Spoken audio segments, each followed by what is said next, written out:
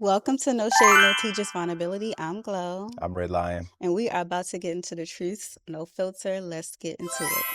Can you describe the season God has you in right now? So God has been teaching me about pain in this season, and how he describes it to me is that, Charles, I can't trust everybody with pain. So what he means by that is, we know that whenever somebody, whenever depression is fully manifested, it manifests in death. When anger is fully manifested, it manifests in death, right? And there are a lot of people who struggle with so much anxiety, depression, pain, malice, a plethora of different things. So when God says, I can only trust certain people with pain, what he's saying is that somebody has to be able to carry it to find the key to it. There's a scripture in the Bible in Genesis where it talks about the snake in the garden, and then God is saying, telling Eve that you will bruise the serpent's head, you will crush the serpent's head, and while he'll bruise your heel. And what you, or at least how I break down things, because God talks to me like really logically about stuff. In order to heal venom, you need anti-venom, meaning that the thing that was meant to kill you sometimes can be the key to healing you. And then you parallel that with the verse where it says we overcome by the blood of the lamb and the word of our testimony, and the testimony can be a snake bite. The testimony can be venom. Preaching. So I have to develop anti-venom, not just for me, but because somebody else may not know how to develop it. Somebody else may not have a key for it, right? So in this season, and this isn't the first time I've gone through it, but it's the first time that I've had this much clarity about pain and going through pain and everything, and just seeing God in his mercy, right? Because he doesn't have to walk with me through pain, you know what I'm saying? But I'm thankful, I'm grateful for it, and that's just kind of where I'm at with it. What's been the most difficult yet necessary lesson you've learned when it comes to loving yourself? I wasn't capable of loving myself because I didn't know who God was fully. I mean, we never know who God is fully, but I had him in a box. Mm-hmm. So that was the first thing I realized when my life kind of like hit a wall. And if all I had was God, and when I like started to read more and like really take my relationship serious, I was like, I had no idea who you were. Yeah. Not even have an idea of how much you loved me. Like once I realized that, I realized that this like my whole entire life, probably up until like 2 years ago, I did not love myself at all.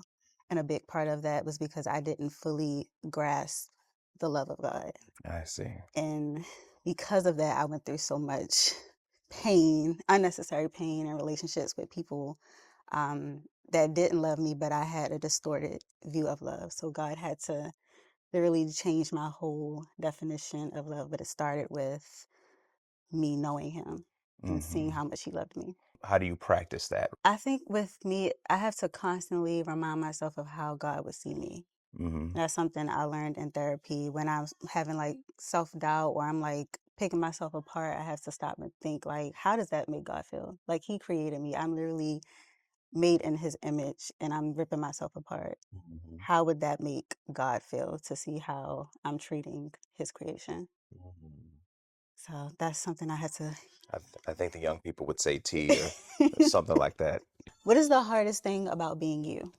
I'm not going to say knowing when to turn love off, understanding the correct way to love someone the way that I'm supposed to, because we know there are different types of love, right? There's the philios, there's agape, there's eros, there's all different kinds of ways to love, right?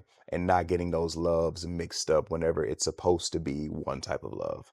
I was I remember I was in a relationship maybe about 2 years ago. Man, God slapped me across the face on this one, because I met this woman and I had this instinctual urge to protect her. Mm. And sometimes that could get confused with romantic type of love, because I had this urge to protect, right? And God was like, you should have kept her as a sister. And because I didn't keep her as a sister, our friendship or our relationship became romantic when it shouldn't have been romantic, right?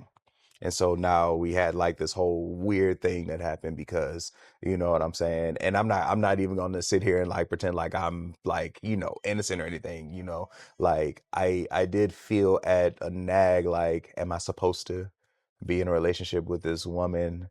You know what I'm saying? And it felt strange and I should have listened. Listen, discernment. You know what I'm saying? Mm-hmm. But the other part of me was like, no, this is the best way to protect her because I had seen the pattern she had been living. And I'm just like, the best way to protect you is to like keep you away from that, right? You Mm-hmm. know what I'm saying? But that type of love it wasn't the type of love that I was supposed to give her. I was supposed to give her friendship. I was supposed to be a brother to her. So I think that that's probably like the thing that I'm constantly learning about myself is like, what is the best way to love someone in this moment? What kind of love do I give to you? How do you go about doing that now? Now Oh, that you're more cautious. oh, sis, listen, let me tell you something. Everything is slow for me now. Every single thing is slow for me. Like, I used to have this really bad habit of like giving people like money just right off the bat whenever they needed something.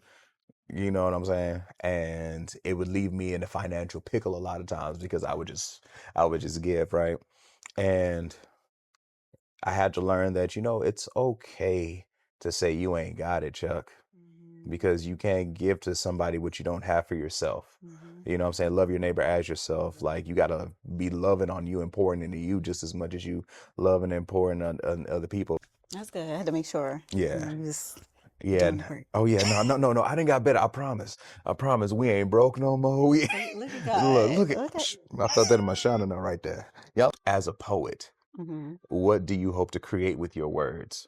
I think my goal is always with my words to have people take a look at themselves, That's good. to bring self awareness to people, make them reevaluate their relationship with God. I like that. The Bible talks about accountability, Mm-hmm. and it talks about everybody will have to hold an account and give account like of what they've done. Um, I would put poets in like the category. It's like we're like in an in between category because we have a teachers category, Mm-hmm. but we also have a prophets category. Mm-hmm. And the Bible says that anyone who is considering to be a teacher should really think about, you know what I'm saying? Mm-hmm. Because what you teach is going to hold weight. Oh wait, yeah. You know what I'm saying? And poets, we have the responsibility a lot of times um, when we have these moments and these platforms and these stages to teach, you know what I'm saying? To educate people. Some of us, utilize that to varying effects. Mm-hmm. You know what I'm saying? So, um, yeah, no, I think that that's beautiful. Like to help people look at themselves, Mm-hmm. so that they can be outwardly good Yeah. whenever they fix the inner person. Yeah. I love that. What has grief taught you? Stop. Jesus Christ. So grief in a sense of losing somebody who you cared about, but they're still living, right? Um, that type of grief has showed me that I have a very big capacity to love because the weight of my grief equals the weight of my love because there's a void there that wasn't void before. So it's like when you remove love, you realize how much capacity love took up and how much space it took up. Wow. So grief has showed me, in that sense, grief has showed me my capacity for love. So my dad passed away a couple years ago, and I remember during the time when my dad was passing, when he was dying, and I remember praying to God, and I asked God for a miracle that I did not receive, and there were glimpses of hope during, his transitional phase, like, oh, he might be getting better, you know what I'm saying? Mhm. And then it would be great, and then it wouldn't. And then it's kind of like, well, God, what are you showing me here? And like a couple days before he died, while I'm in my prayer time with God, like I really felt like, oh, God is about to turn this thing around. Then a couple days after that, I get a call, like, that he was gone. And I remember driving to the house, seeing family there. Everybody's obviously, they're in tears, they're crying. And I literally see my dad and I don't have any tears. Mm. And I remember going to the funeral and not really having any tears there. And I looked at myself strange and I was like, is there something wrong with me, bro? Like, I feel like I should be a lot more sad than this, right? And all while I was praying and all while I was thinking God was going to heal my dad, God never told me he would. He only asked me, "Do you trust me?" So so what I realized in that moment is like God is really building trust, and sometimes God will bypass a miracle to build something else up in you. Mm. And that's a hard lesson Mhm. that I don't think a lot of people are going to understand that. Um, but sometimes that's what happens. Like, does this miracle ultimately serve God's purpose in your life and in everybody else's life around you? Um, I don't know what I would be doing or how I would be reacting if my dad was still here, right? Um, but I do know where I am now, Mhm. and I do know what God has done now. I know how much my prayer life has changed now. Mhm. I know how much I've seen God work now, and I can surmise that, it's very likely that, oh, this is what God was building because like I told you, I've had a very difficult season, but the things that would have crushed me a few years ago have not crushed me like they would have. So perhaps in that moment, God bypassed that miracle so that I could learn how to lean on Him in these moments. Mm. That's a whole word. Yes, that's a different, man. Yeah. Do you have a book? We need books from we'll, you. we'll pray about it. I feel like we don't talk about what do you do when God doesn't answer the prayer? Yeah. Because we're like we're taught to pray. Prayer changes things, like hmm hope, all of that. But what if that's not God's plan? What you're praying for? Yeah, man. We don't talk about that. I think the Bible is so clear. Like, the plans are to prosper you Mm-hmm. and not to harm you, to give you a hope Hope for a in the future. future. And the Bible says that what the enemy intends for evil, God. will turn it around for good. And I don't believe that it was God's will for my dad to be sick as he was. I can't imagine a good God would want to see any of his children suffering. But what God is, he's so good, he'll say, you know what, you're suffering, but I'll use that suffering, right? We talked about venom and anti-venom. You're poisoned right now, but I've developed some antibodies in you that's going to nullify that venom. And not only will that venom not be able to kill you, but you're going to be able to make something that's healing out of the thing that was trying to kill you. And this is what your testimony is. What do you want your great grandkids to say about you? Oh my gosh. Kind of what I would say about my grandmother. She passed almost 2 years ago. hmm And I was in my feelings because I was like, I'm the only grandchild that doesn't have any kids. And I really wanted my children to experience my grandmother hmm and her being a great grandmother to my kids. So I think my grandmother was just so loving to everyone. Like, even people, like, secretly we knew that she didn't really like them. But if they came around, it was like she genuinely like loved on everyone. Yeah. And that's hard to do, You know, especially when people do you wrong. man, listen.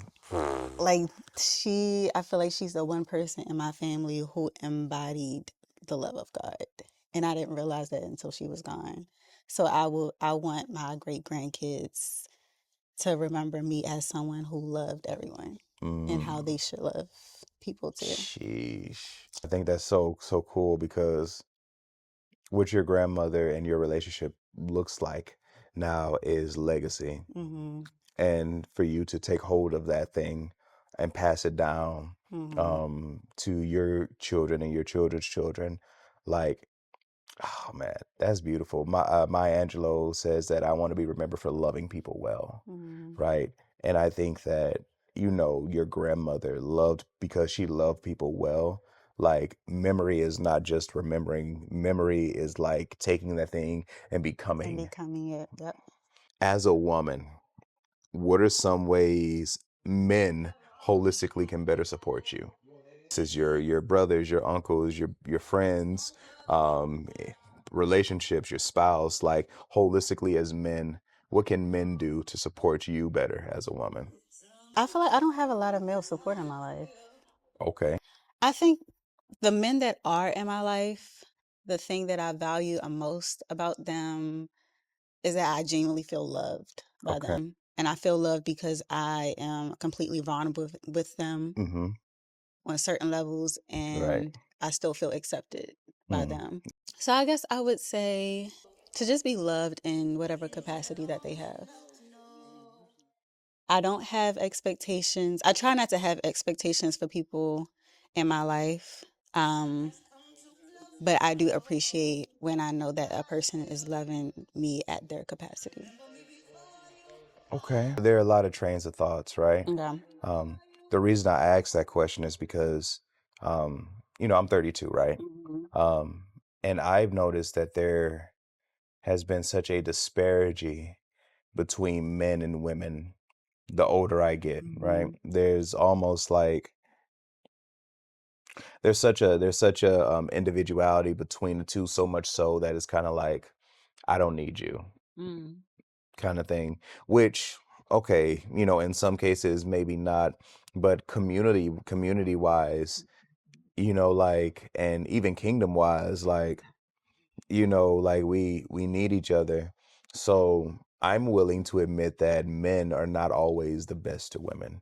And I'm willing to admit that, like, what I'm saying, we don't always get it right when it comes to protecting you all, to Mhm. loving you all. We don't always get it right when it comes to being accountable for ourselves for certain things that we may have fallen short on, right? You brought up a point where, some people have a capacity of sorts. Um, I don't want to argue that, but I will say that I think that we all have like this internal thing, as people in general, to know right from wrong. And if I know right from wrong, then I'm more inclined to better myself when it comes to a relationship with a woman, regardless of if that's my sister or my spouse. To swing all the way back to the question, right? Mhm. That's kind of the way that I think about um supporting women. It's like, in order to support you in the best way that I can, one, I have to not only be able to see you for where you're at. You talked about capacity, and maybe you only have certain capacity, but it's like, okay, I see where you are, but how can we grow together? Mm. Dang, now I feel like I gotta change my answer. No, don't change your. No, listen. I No, no. for real though. It's literally just a different strand of Yeah. thinking, and your strand, I don't believe that what you said was wrong at all, because I think that really you and I probably think very similarly, and I think the way that you said it reflects like just the posture of your heart, and the posture of your heart is just really tender. You know what I'm saying? And you care and you have compassion for people. So you gave a compassionate answer, which is dope, and it's not wrong. You know what I'm saying? Because some people have a capacity and they don't know they have a greater capacity. I feel like maybe low key that might be a trauma uh, response I gave you. Because I feel Okay. like I'm so used to people not having the capacity. Okay. That could be that, Yeah. you know. And if it is that, right? Hmm. Um, just you saying that in the no, listen, this is so dope, right? Because that shows a greater capacity in you for you to even acknowledge that Hmm. that possibly might be that, you know what I'm Yeah. saying? Now I'm Um, processing it. Yeah. yeah. I still don't think your answer is wrong because you sound like a mother.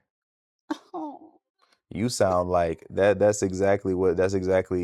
I mean, to me, that's what a mother feels like. A mother feel like sees their children and is like, I know you ain't got it right now. I know you don't understand it right now, but I'm gonna love you through it. Hmm. And that's just how mothers love. So, Yeah. yeah, Oh, thank you. That was sweet. That was sweet. Okay, that was good. So I think this concludes yeah, the episode. yeah. Thank you for doing this. Oh, dude, of course. You dropped like three different sermons. Oh In man, this, I am super oh man. Listen, man. excited.